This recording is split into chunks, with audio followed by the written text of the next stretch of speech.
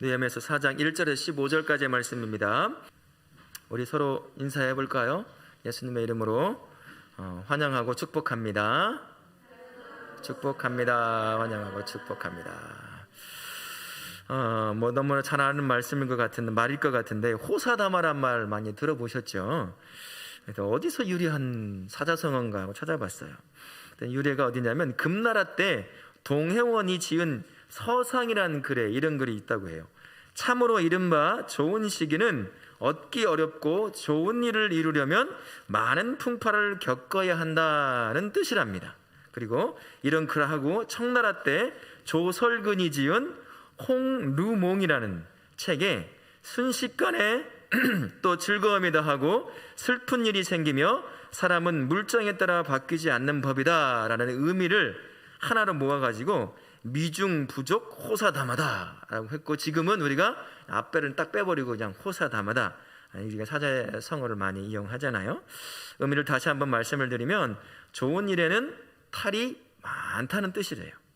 좋은 일에는 방해가 많이 따르거나 좋은 일이 실현되기 위해서는 많은 풍파를 겪어야 한다는 의미라고 합니다. 좋은 일에는 방해가 되는 일이 많이 생길 수 있으니 방심하지 말고 늘 경계하라는 뜻으로 사용되기도 합니다. 너무나 잘 아는 거죠, 호사다마란 말. 살아계신 하나님이 없는 세상에서나 할 법한 그러한 말인데요, 근데 하나님의 백성이 살아가는 삶에도 똑같은 일이 벌어진다는 거예요. 아주 성경적이라고 볼 수도 있을 것 같습니다. 왜 그럴까요? 사단은 하나님의 백성이 하나님의 뜻을 쫓아 살아가는 것을 정말 눈뜨고 못 봐주는 영이에요. 악한 영이에요. 그래서 하나님의 뜻을 쫓아 살아가려고 하는 사람들의 그 일을, 그 삶을 끊임없이 방해하는 자가 사탄입니다. 그래서 하나님께서 주시는 그 뜻을 쫓아 막 열심히 하고 뭔가 이루어져 가는 그 상황에 항상 사단의 역사가 일어나기 시작하는 거예요. 사람을 통해, 사건을 통해, 환경을 통해서 계속 크고 작은 일로 뒤흔들어 놓는 것이 바로 사단이 하는 일입니다. 그러니 하나님의 백성이 하나님의 뜻을 쫓아 살아간다고 해도 그 안에는 항상 사단의 역사 때문에 좋은 일만 있는 것이 아니라 좋은 일 다음에, 아니면 좋은 일이 일어나기 전에 계획을 했는데도 불구하고 여러 가지 좋지 않은 문제가 계속 발생할 수도 있다는 것을 머릿속에 기억하고 있는 것이 얼마나 큰 지혜인지 모릅니다. 자칫 잘못하다가는 하나님의 일을 쫓아가다 보면 다 잘 될 거야 라는 생각만 가지고 가다 보면 이게 무슨 일이지? 이런 실망감에 빠지게 된다는 거예요. 사단은 하나님의 백성이 살아가는 삶의 방식을 아주 싫어하기 때문에 끊임없이 방해한다는 사실을 꼭 명심하실 수 있기를 바랍니다. 포로의 귀환에서 하나님의 보이지 않는 선한 손을 통해서 역사를 막 시작했잖아요. 무너진 성벽, 불타버린 성문을 막 쌓아 올리는 그 전 중에 있었습니다. 그래서 이제 각자 하나님이 주신 복과 은혜를 쫓아 맡았던 그 분량대로 다 쌓아 올려가다 이제 서로 맞닥뜨려서 이렇게 하나씩 붙여지기 시작한 거예요, 성벽이 이제. 그러면서 성벽은 중간쯤 쌓여져 가기 시작했습니다. 그러니까 멀리서 보면 굉장히 이제 그 모습을 많이 갖춰가고 있는 것이잖아요. 다 잘 되고 있었어요. 진짜 하나님의 보이지 않는 선한 손을 통해서 다 이 일들을 해나가고 있었다는 것입니다. 그런데요, 하나님의 선한 뜻을 쫓아간다고 해도 항상 문제가 발생한다고 말씀드렸던 것처럼 오늘도 그 주연급에 준하는 악당들이 등장을 해요. 꼭 한 번씩 이제 주요 악당들이 꼭 있어요. 누군가요? 산발락과 도비아라고 하는 그런 사람이 이제 방해를 시작하게 합니다.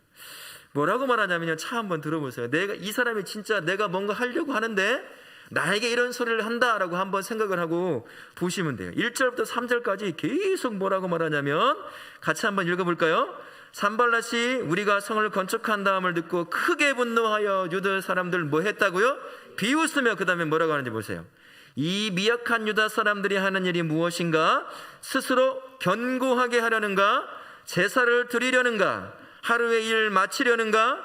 불탄 돌을 흙무더기에서 다시 일으키려는가 하고, 암몬 사람 도비아는 뭐라고 하죠? 이따가 이르되 그들이 건축하는 돌 성벽이 여후가 올라가도 곧 무너지리라 하더라. 막 중간쯤 쌓아 올려서 밖에서 보면 야 이제 그 역사, 하나님의 역사가 진짜 우리 눈에서 이루어지는구나 라고 하는 그 시점에 산발락과 도비아가 이제 뒤 흔들어 놓기 시작하는 거예요. 뭘로 뒤 흔들어 놓고 있습니까? 가장 먼저 사단이 공격하는 것은 마음이에요. 사람의 마음입니다. 비웃음과 함께 너희들이 하는 역사가 아무것도 아니라고 계속 그의 마음을, 사람들의 마음을 뒤 흔들어 놓는 거예요. 사람의 마음이 무너지면 어떻게 될까요? 그 다음에 영혼이 무너지게 돼 있어요. 그러면 그 다음엔요? 몸까지 무너져요. 사람의 마음이 무너지면 영혼이 무너지고, 반대일 수도 있어요. 영혼이 무너지면 마음이 무너지고 그 다음에 몸이 무너집니다. 근데 몸이 무너져도 마음이 무너지지 않고 영혼이 단단하게 세워져 있으면 육신의 문제 때문에 넘어지지는 않는다는 거예요. 산발락과 도비아는 굉장히 똑똑한 사람이었던 거예요. 심지어는 능한 사람들이라고 볼 수 있어요. 다른 거 안 해서 공격할 수도 있을 법한데 다른 거 하지 않아요. 저 멀리서 야 니들이 하는 게 뭐냐, 야 여우가 올라가도 무너지게 생겼다. 야 아니 그 죽어라고 떼약볕에 하루 온종일 일해서 성벽을 중간쯤 쌓아놨는데 한다는 말이 야 여우 새끼 하나 올라가도 무너지게 생겼다고 말하는 거예요. 얼마나 실망스럽고 좌절할 수 있겠습니까? 사단의 공격이 이렇게 오는 거예요. 하나님의 백성이 하나님의 뜻을 쫓아서 사역을 하고 가정을 세우고 자녀를 세우는 이런 모든 일들에 다른 것을 공격하지 않아요. 가장 먼저 마음을 공격하는 거예요. 마음을 뒤흔들어 놓아요. 주저앉게 만든다는 것이죠. 마음을 상하게 하고, 이전에는 그냥 지나갔던 말도 누군가 한 말이 나에게 비수를 꽂혀오게 만들다든지 이런 말, 이렇게 사람의 마음을 공격하는 것이죠. 그러면 그 다음에 마음이 무너지면 그 다음에 영혼 무너지는 것은 시간 문제거든요. 그리고 몸이 무너지는 것도 그 다음에 문제고요. 그러니까 집요하게 산발락과 이 도비아가 심리전에 하는 거예요. 마음을 무너뜨리고 그 다음에 영혼을 무너뜨리고 한다는 것입니다. 근데 느헤미야가 이에 대한 반응을 어떻게 하는지 한번 볼 필요가 있어요. 우리 4절과 5절, 9절에 보게 되면 느헤미야가 이 소리를 듣고 뭐라고 합니까? 4절 상반절에 보면 뭐라고 되어 있어요? 우리 하나님이여 들으시옵소서. 무슨 말일까요? 기도하는 거예요. 하나님, 저들이 우리에게 하는 소리를 들으세요. 우리의 마음을 뒤 흔들어 놓고 있습니다. 우리를 무너뜨리려 하고 있습니다 라고 말합니다. 그러면서 9절에 또 같이 한번 읽어볼까요? 9절 시작. 우리가 우리 하나님께 기도하며 그들로 말미암아 파수꾼을 두어 주야로 방비하는데 라고 말씀합니다. 사단이 끊임없이 공격하는 그 마음, 그 영혼을 지켜내는 것은 기도밖에 없다는 거예요. 여러분 혹시 기도의 마음의 근육이란 말 들어보셨어요? 마음의 근육은 뭘로 채워질까요? 막 이 벤치프레스 한다고 여기에 근육이 막 생겨서 막 마음의 근육이 생기나요? 아니에요. 기도하는 자가, 하나님 앞에 기도하는 자가 그 마음의 근육이 생기기 시작하는 거예요. 그래서 무슨 말을 들어도 어떤 상황에 놓여져 쉽게 마음이 뒤흔들리고 무너지지 않는다는 것입니다. 느헤미야는 바로 그 일을 했어요. 느헤미야도 얼마나 상황이 급박했겠습니까? 사람들이 동요하기 시작을 하는 거예요. 10절, 11, 12, 13 보세요. 막 여기저기서 우왕좌왕하는 소리가 들리기 시작하는 거예요. 그거 할 수 있는 일, 이미 마음이 동요되고 있는 유다 백성들을 바로잡을 수 있는 일은 하나님 앞에 기도하는 것이에요. 그래서 지금까지 보이지 않는 선한 손으로 이 모든 방해를 뒤로하고 역사를 지금까지 이루셨던 그 하나님에 대한 간구함으로 다시 나가는 것입니다. 그리고 스스로 보복하지 않았어요. 이런 상황에 있어서 뭔가 스스로 이 상황을 타게 해보려고 하지 않았다는 거예요. 하나님 앞에 철저히 구했다는 것입니다. 내가 보복해서 얻으려 하는 것하고 하나님이 보복의 손이 되어서 그 상황을 바꾸시는 것은 판이하게 다른 거예요. 내가 뭔가 얻을 수 있어요. 보복을 해서 속 시원하게 막 쏘아버린다든지 욕을 해버린다든지 해서 뭔가 해결하면 그 순간엔 좋을 수 있어요. 그러나 후유증이 남습니까? 안 남습니까? 심각한 후유증이 남아요. 부부관계에서도 마찬가지잖아요. 그죠? 다 고개를 끄덕이고 계시잖아요 지금. 네?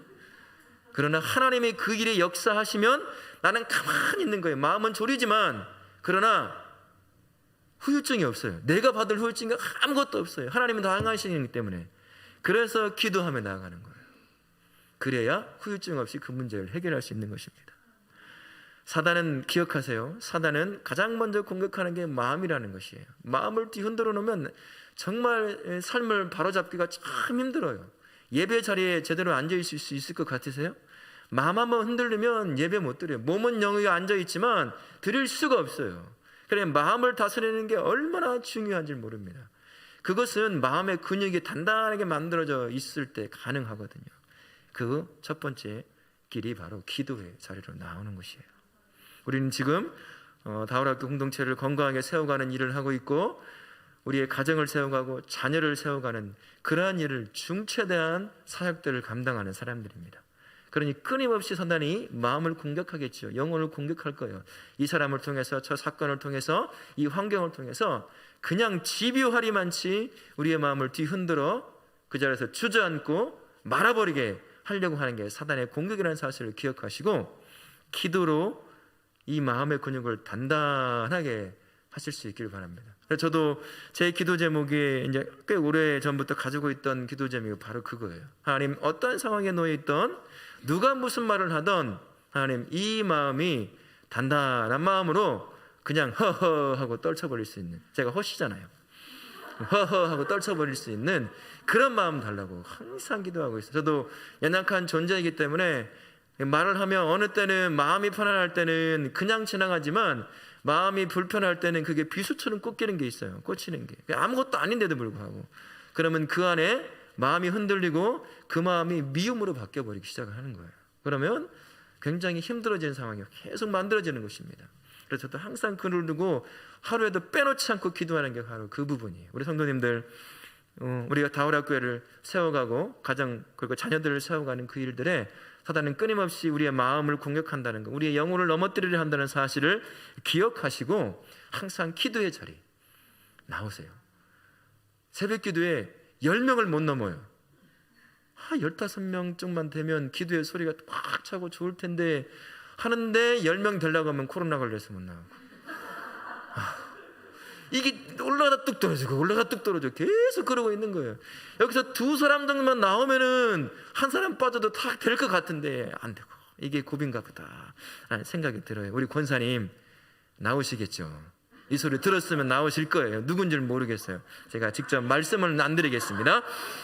알아서 잘 쏴댔어요. 기도의 자리에 나오셔야 돼요. 기도의 자리에 나와서 우리가 믿음의 선배로서 물려줄 게 또 뭐가 있냐면, 이 기도의 자리를, 무릎을 물려주는 것밖에 없어요. 아이들 돈 많이 줘봐야 얼마나 많이 타락하고 넘어집니까? 그죠? 그 아이들에게 기도의 자리를 항상 물려줄 수 있어야 될 거라는 것을 꼭 기억하십시오.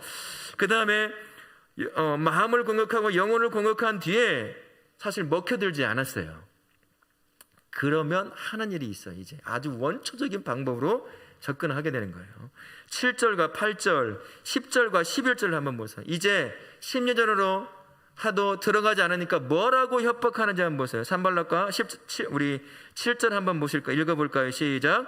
산발락과 도비아와 아라비아 사람들과 암몬 사람들과 아스돗 사람들이 예루살렘 성이 중수되어 그 허물어진 틈이 메꾸어져 간다 함을 듣고 심히 분노하여, 8절, 다 함께 꾀하기를 예루살렘에 가서 치고 그것을 요란하게 하자 하기로. 10절 한번 보세요. 10절 11절 같이 읽겠습니다. 시작.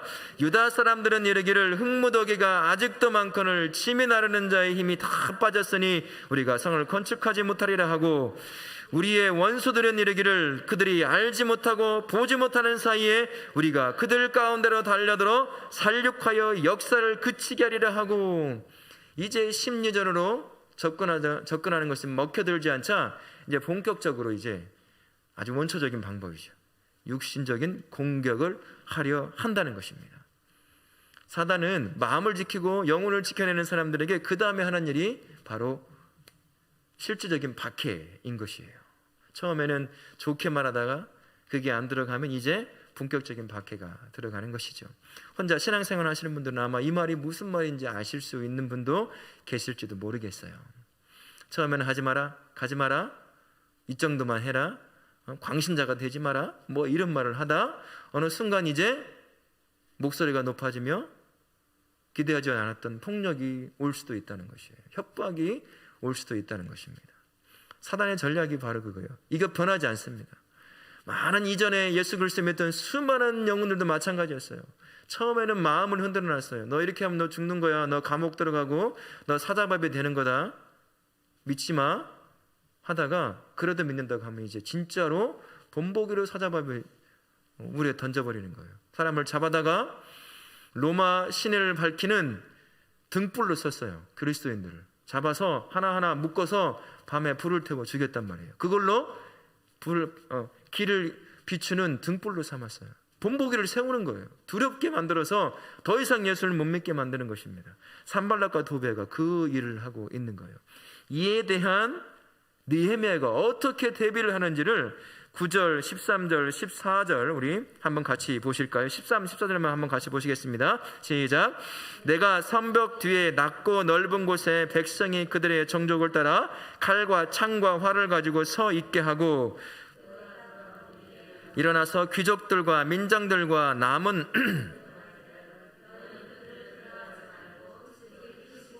오신 주를 기억하고 너희 형제와 자녀와 아내와 집을 위하여 싸우려 하였느니라. 느헤미야는 이제 지혜를 발휘해서 실질적으로 공격을 대비하는 일을 하게 됩니다. 기도하고 하나님의 선한 손을 기대하는 것, 그 역사를 기대하는 것은 너무나 당연하지만 그 다음에 우리가 해야 될 것은 그 공격을 이미 알고 어떤 식이든 내 마음을, 내 영혼을, 내 삶을, 내 육신을 공격할 것을 알고 그에 대해서 대비를 할 수 있어야 한다는 거예요. 어떻게 했냐면 먼저 종족을 따라서 칼과 창과 활로 공격을 대비하게 했어요. 그냥 하나님이 알아서 지켜주겠지라고 자기 일만 했던 것이 아니에요. 한 손에는 삽을 들고 한 손에는 창과 칼을 들고 있었다는 것이에요. 그래서 몇 사람은 일하고 몇 사람은 망을 보고 공격해 오지 못하게 만들었다는 것입니다. 두 번째는 공격과 협박에 두려워하지 말라고 사람들을 서로 독려하기 시작을 했어요. 하나님의 선한 손이 역사하실 거라는 사실을 계속 말해주고 지금까지 해왔던 역사를 한번 봐라. 네 삶에 우리 가운데 불가능했던 귀환을 이루었고 이 과정 가운데 성벽이 중간까지 쌓아진 것을 보라. 그게 바로 하나님의 역사하십니다 라는 말들을 서로 주고받으며 교제하며 위로하며 그렇게 서로를 세우고 갔던 거예요. 용기를 북돋았던 것입니다. 가장 중요한 것은 세 번째예요. 지극히 크고 두려우신 하나님을 기억하라라는 것입니다. 이 역사를 주시고 진행시키시고 마치실 분도 누구십니까? 하나님이세요. 하나님이 시작했으면 하나님이 마치는 거예요. 나는 겁먹지 말고 그 인도하심에 그냥 잘 따라가면 되는 거거든요. 그러니까 그걸 잊어버리면 안 돼요. 잊어버리는 순간 공격의 두려움으로 무너져 버린다는 것입니다. 그러니까 크고 두려우신 하나님을 기대하는 거예요. 잊지 않고 기억하는 것입니다. 그분이 선한 보이지 않는 손으로 지금까지 역사하셨던 것처럼 우리의 삶 가운데 우리의 공동체 가운데 역사하실 것에 대한 그것을 기억하고 기대함으로 나아가야 된다는 것입니다. 그 마지막 하나는 공동체와 가족을 지키기 위해서 싸우라는 공격을 하면 싸우는 거예요. 우리는 뭘로 싸우죠? 그리스도인들은 유일한 무기가 뭐예요? 하나님의 말씀이에요. 내 마음을 흔들어대고 내 삶을 흔들어대는 그 사단의 공격에 하나님의 말씀으로 약속의 말씀을 철저히 붙잡고 그 공격을 막아내는 것입니다. 공격을 할 수도 있어야 되는 것이에요. 예수님께서도 40일 금식기도 하고 나신 뒤에 사단의 공격이 있었잖아요. 뭘로 그 사단의 공격을 물리쳤었습니까? 하나님의 말씀에 약속의 말씀을 가지고 물리쳤어요. 그러니까 말씀 앞에 나올 수 있어야 돼요. 기도의 자리로 나올 뿐만 아니라 말씀의 자리에도 항상 말씀의 묵상의 시간에도 자신이 거기에 있어야 한다는 것입니다. 우리 교회가 이제 아직은 몸에 익혀지고 삶에 익혀지지 않았지만 계속 하나님의 말씀을 묵상하는 그러한 우리 교인, 우리 성도들이 되기를 원해요. 그래서 매일 성경을 통해서 지금 매일같이 똑같은 본문으로 똑같이 읽고 묵상하는 시간을 갖고 있습니다. 아직 큐티 책을 구입하지 못하신 분은 이제 4월은 다 끝났어요. 살려고 해도 못 사요. 이제 다 들어가서 5월달, 6월달 얼마라고 하셨죠? 4,500원. 예? 스타벅스 가면 커피 한 잔에 얼마예요? 스타벅스 가서 커피 한 잔보다 싼 가격이에요. 그걸 돈 아깝다고 못 산다면 안 돼요. 우리 안 사신 분 계시죠? 예.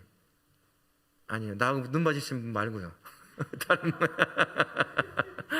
안 사신 분은 5월달, 6월달 샀어요. 내가 가서 못 산다. 어디서 사는지 모르겠다. 그러면 순단장한테 부탁하세요. 다 사서 똑같은 본문으로 매일같이 새벽기도 나오신 분도 그렇고 나오지 못하시는 분도 똑같은 본문으로 묵상하며 같이 나아갈 수 있을 것입니다. 그래서 기도와 말씀으로 내 마음의 근육을 단단하게 만들고 영의 근육을 단단하게 만들어서 사단이 어떤 공격을 해도 쉽게 무너지지 않는 그러한 성도로 우리가 세워져야 될 줄 믿습니다. 아멘. 15절 한번 보세요. 이렇게 하나님의 주신 은혜 가운데 역사를 하니까 15절에 어떻게 말씀하냐면 같이 한번 큰 목소리로 읽어보겠습니다. 우리의 대적이 우리가 그들의 의도를 눈치챘다 함을 들으니라. 하나님이 그들의 꾀를 패하셨으므로 우리가 다 성에 돌아와서 각각 일하였는데, 하나님을 믿고 하나님을 붙잡고 나아가면 하나님이 알아서 그것을 다 해결하시는 거예요. 그걸 못 보고 두려워하니까 계속 무너지는 거예요. 계속 볼 수 있는 방법이 뭐예요? 기도하는 방법밖에 없어요. 말씀 앞에 내 자신을 계속 무릎 꿇는 수밖에 없어요. 그래서 내 영의 눈이 열리고 내 영의 귀가 열려서 보고 듣는 수밖에 없다는 것입니다. 그래야 공격이 와도 쉽게 무너지지 않는다는 거예요. 그러니까 새벽에 더 자고 싶어도 일어나서 나오는 것이고, 그냥 눈앞에서 드라마만 보고 싶은 눈이 그래도 말씀을 붙잡는 거예요.